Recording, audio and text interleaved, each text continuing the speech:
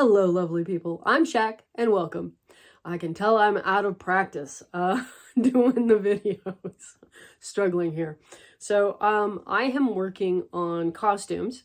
I have a pattern specifically for the 6-inch dolls and a costume pattern collection of different things, but I wanted to take one of the patterns that isn't in there, that's a standalone pattern, the pajama pattern, and use it to make a costume more like what those cheap plastic costumes I wore as a kid, and the sweatsuit and pajama costumes my kids wore.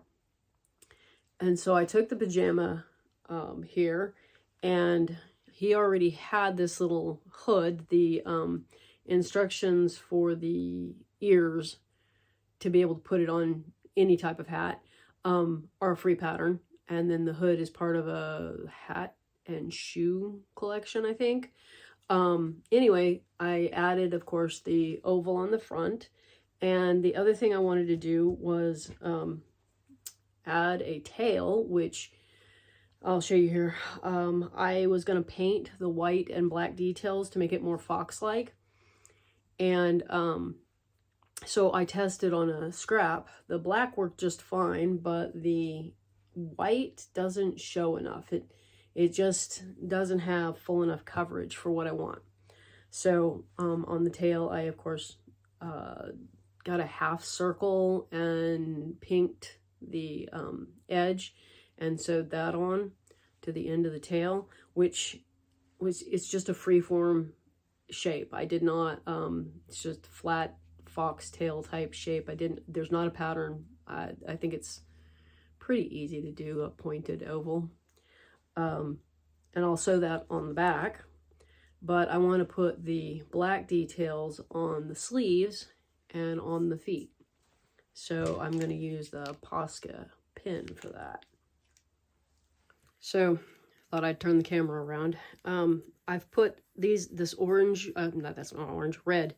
This is a cardstock I put in there to keep the paint from bleeding through to the other side, so that you have more control over where it's going.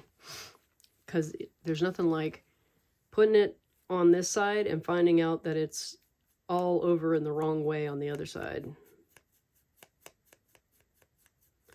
And then I think after I've got the feet painted,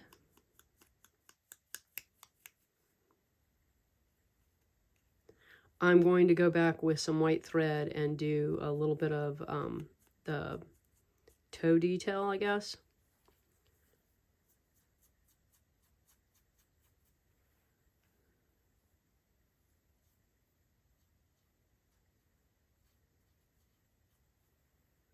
Anyway, just painting until I'm happy with what it looks like.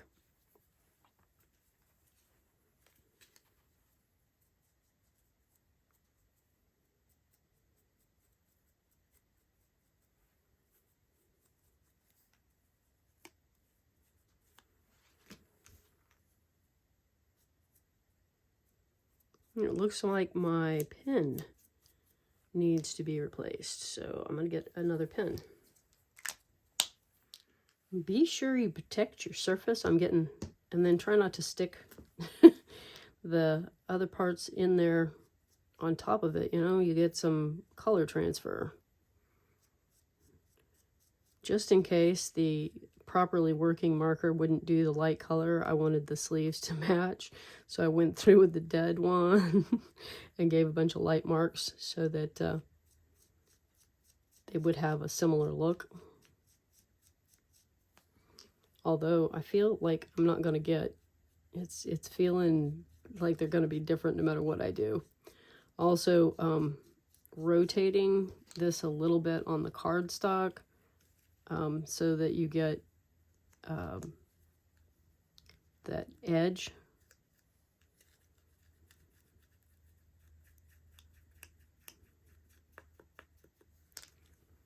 Yeah, I'm feeling like I'm going to get black where I don't want it here. I'm going to get myself a piece of paper.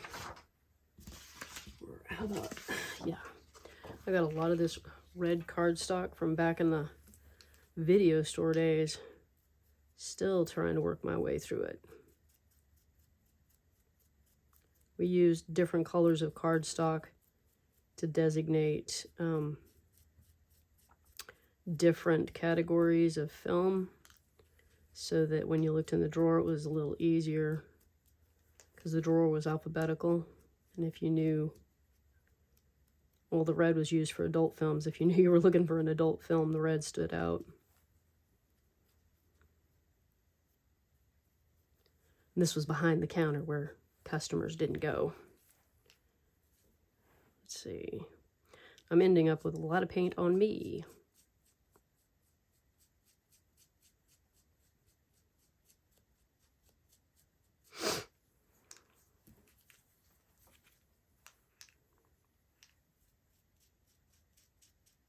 I think right there at the hem, it is not doing the color. The double layer makes the paint marker skip more, so I'm going to go at it from a different angle. There we go. Starting to look more. That is the goal, I think, right there. Like I said, I'm ending up with black paint all over me. I went ahead and finished that up off camera. I thought it was going to be easier than applying a piece of fabric on here, because I wanted that feathered in look, you know, that gradual gradient. It does do that, but I am frustrated with it. Like, it's difficult enough to do that.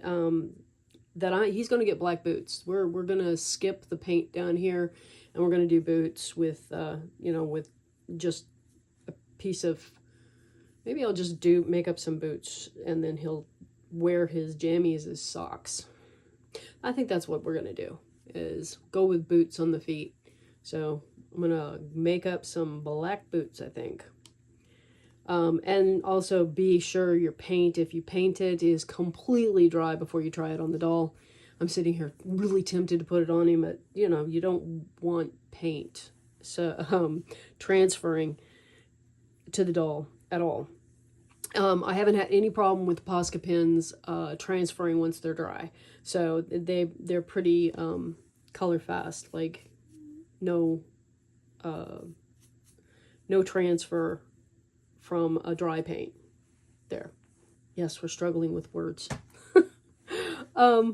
Here is Keegan, a buffkin, and I just finished making this shirt. I've got one snap. He needs another snap, and then he needs buttons detailed. I've almost got the pattern to the point where I could start digitizing it and turning it into something that you could use. He has this cool little tuck back here that that is apparently the big secret to making these patterns work for the broader shoulder doll, is getting some ease in there with a pleat that also just lets it hang better. So I'm going to have to make up one more because I made some changes from this, and make sure that the changes actually work, that I've got the pieces drawn correctly.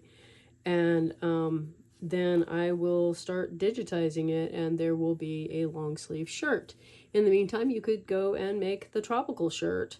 It will be different than the tropical shirt. I have decided that the way I did the yoke on the tropical shirt, I can make that a little easier. So yeah, that's going to be changed.